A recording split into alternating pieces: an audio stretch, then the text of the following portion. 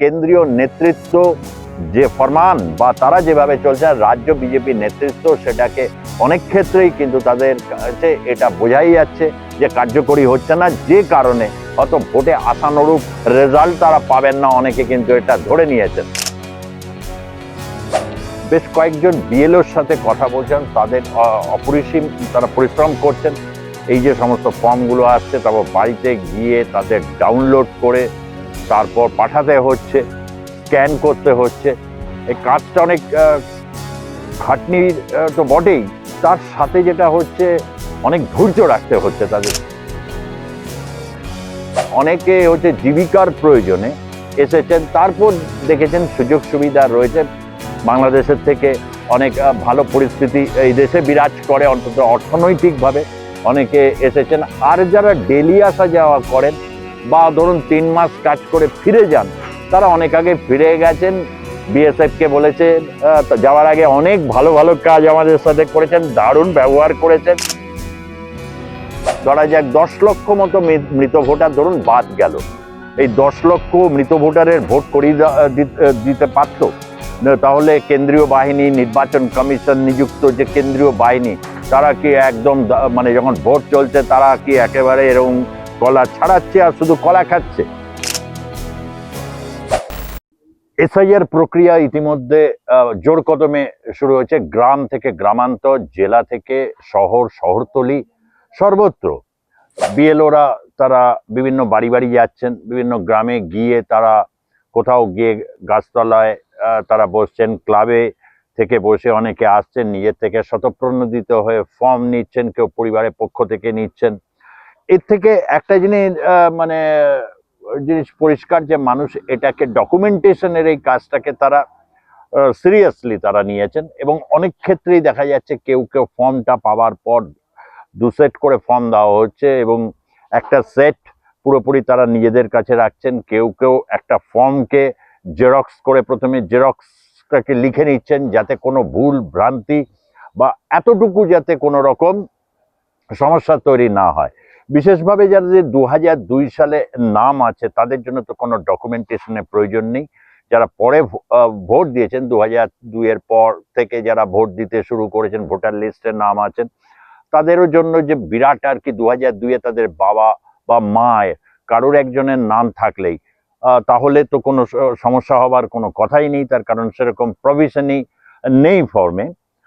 এই সমস্ত কিছুকে নিয়ে যে রাজনীতিটা হয়েছে, সেই রাজনীতির মধ্যে একটা বিষয় ছিল যে এত দ্রুততার সাথে কিভাবে হবে। বেশ কয়েকজন বিএলওর সাথে কথা বলছেন, তাদের অপরিসীম তারা পরিশ্রম করছেন। এই যে সমস্ত ফর্মগুলো আসছে তারপর বাড়িতে গিয়ে তাদের ডাউনলোড করে তারপর পাঠাতে হচ্ছে, স্ক্যান করতে হচ্ছে। এই কাজটা অনেক খাটনির তো বটেই, তার সাথে যেটা হচ্ছে অনেক ধৈর্য রাখতে হচ্ছে তাদের। তার কারণ হচ্ছে সকলেই এখন ফর্ম ডাউনলোড করছেন, নানা কিছু করছেন, সার্ভার অনেক ক্ষেত্রেই স্লো চলছে, এই সমস্ত প্রবলেমগুলো কিন্তু রয়েছে। তৎসত্ত্বেও যে আবহটা তৈরি হয়েছে, মানুষ অনেক সিরিয়াসলি তারা নিয়েছেন। বিভিন্ন ধর্ম সম্প্রদায় তারা নানাজন নানা রকম ভাবে কথা শুনেছেন, রাজনৈতিক উপকরণ হচ্ছেন, রাজনীতির ক্ষেত্রে তাদের দিকে নিশানা করা হয়েছে। এইগুলোকে নিয়েই এসআইআর প্রক্রিয়া নিয়ে একটা রাজনৈতিক পারদ চড়ে রয়েছে। এই রাজনৈতিক পারদের মধ্যে থেকে প্রশ্নটা হচ্ছে কার ফায়দা বেশি।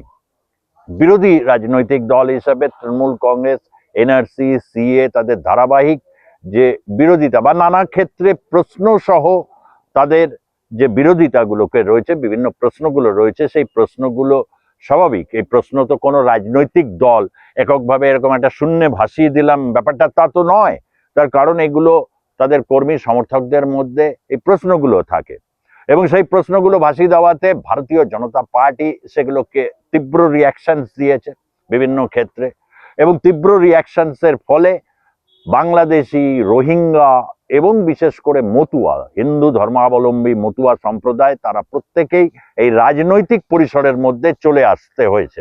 এই রাজনৈতিক পরিসরে যখন চলে আসছে তখন হচ্ছে কার কতটা লাভ, কার কতটা ক্ষতি, এই বিষয়টা রয়েছে। ধরা যাক বাংলাদেশি যারা রয়েছেন, অনেক বাংলাদেশি যারা রয়েছেন, যেমন একটা ঘটনা আপনাদেরকে বলি। 2003 সালে এসেছেন এই বসিরহাটে একজন বাংলাদেশ থেকে, এবং তিনি বাইকের খেলা দেখাতেন।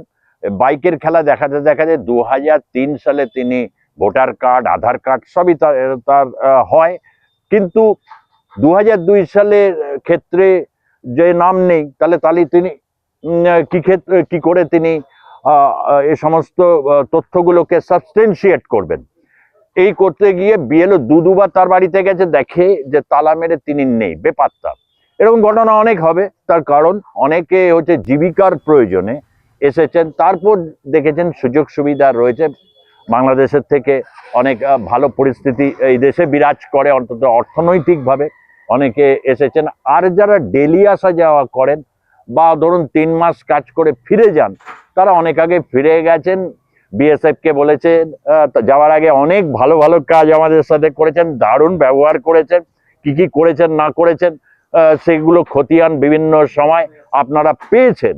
তাই আমি এই ক্ষেত্রে আর বিস্তারিত বলবো না। তাহলে তারা আর এসআইআর এ কোথায় নাম যাচ্ছে? একটা ধারণা তৈরি করা হয়েছে যে মৃত ভোটারদের ভোট দিয়ে শাসক দল, এই ক্ষেত্রে তৃণমূল কংগ্রেস হবে, তারা লাভবান হয়েছে। এগুলো আপনাদের কি বিশ্বাস হয়? ধরুন এই ক্ষেত্রে ধরা যাক 10 লক্ষ মতো মৃত ভোটার ধরুন বাদ গেল, এই 10 লক্ষ মৃত ভোটারের ভোট করিয়ে দিতে পারতো?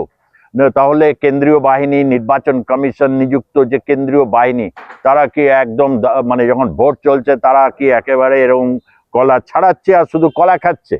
এরকম গুলো নিয়ে রাজনৈতিক পারদ চড়েছে। এখন এই প্রশ্নে যদি ধরুন 1,25,00,000 বা 1.5 কোটি, বিজেপি তো আগেই একটা হিসেব কষে বসে আছে, এটা যদি না হয় তাহলে ভারতীয় জনতা পার্টির লাভটা কতটা হবে? তারা এই প্রশ্নে এখন দ্বিধাবিভক্ত, বিভিন্ন রকম মন্তব্য আসছে। ইতিমধ্যে অভিজিৎ গঙ্গোপাধ্যায় যে মন্তব্য করেছেন, সেই মন্তব্যের পরিপ্রেক্ষিতে ভারতীয় জনতা পার্টির কেন্দ্রীয় নেতৃত্ব তারা চুপ মেরে গেছেন। বুঝতেই পারছেন, একটা আগ্নেয়গিরির উপর বসে রয়েছে, এইখানে দিয়ে এরকম শুধুমাত্র ফরমান জারি করে বা ঠাট্টা তামাশা করে এইগুলোকে কিন্তু সমাধান করা যায় না। এবং এটা শুভেন্দু অধিকারীও কিন্তু এটাকে বলেছেন প্রেস কনফারেন্সে, যখন শুভেন্দু অধিকারী প্রশ্ন করা হয়েছে এই অভিজিৎ গঙ্গোপাধ্যায়ের মন্তব্য নিয়ে, তিনি যে উত্তরটা দিয়েছেন তাতে বোঝা যায় পরিষ্কার তার একটা সায় আছে এই মন্তব্যের প্রতি। সুতরাং 2 আর 2 4 করুন, তাহলে মিলে যাবে যে কেন এই কথাটা বলা হয়েছে। কেন্দ্রীয় নেতৃত্ব যে ফরমান বা তারা যেভাবে চলছেন, রাজ্য বিজেপি নেতৃত্ব সেটাকে অনেক ক্ষেত্রেই কিন্তু তাদের কাছে এটা বোঝাই যাচ্ছে যে কার্যকরী হচ্ছে না, যে কারণে অত ভোটে আশানুরূপ রেজাল্ট তারা পাবেন না, অনেকে কিন্তু এটা ধরে নিয়েছেন। পক্ষান্তরে তৃণমূল কংগ্রেস এখন এসআইআর কে নিয়ে তারা যথেষ্ট তাদের কর্মী বাহিনীকে নামিয়ে দিয়েছেন বিভিন্ন জায়গায়, সে ছবিগুলো দেখা যাচ্ছে বিভিন্ন জায়গায়। এই সমস্ত প্রক্রিয়াগুলোর মধ্য থেকে একটা জিনিস বোঝা যাচ্ছে যে আগামী সময় এসআইআর কতটা রাজনৈতিকভাবে লাভবান করে তুলবে, এই নিয়ে অঙ্ক কষা শুরু হলো। এসআইআর প্রক্রিয়াকে অনেকেই যে স্বাগত জানিয়েছিলেন, যেমন সৌগত রায় স্বাগত জানিয়েছিলেন, দমদমের যিনি সাংসদ, বর্ষিয়ান রাজনীতিক। এই এসআইআর প্রক্রিয়া কিন্তু মানুষকে একদিকে ডকুমেন্টেশনের প্রতি যে যত্নশীল করে তুলবে, এটুকু বলা যায়। এখানেই শেষ করছি। ভালো থাকবেন, সুস্থ থাকবেন এবং দয়া করে চ্যানেলকে সাবস্ক্রাইব করবেন। আরো বিশ্লেষণাত্মক এবং আপনাদের কাছে বিভিন্ন ভ্যারাইটি অফ যে সমস্ত ভিডিও আপনাদের কাছে তুলে ধরবো, কথা দিয়ে রাখলাম। সাবস্ক্রাইব করবেন, লাইক করবেন এবং মতামত জানাবেন। ধন্যবাদ, নমস্কার।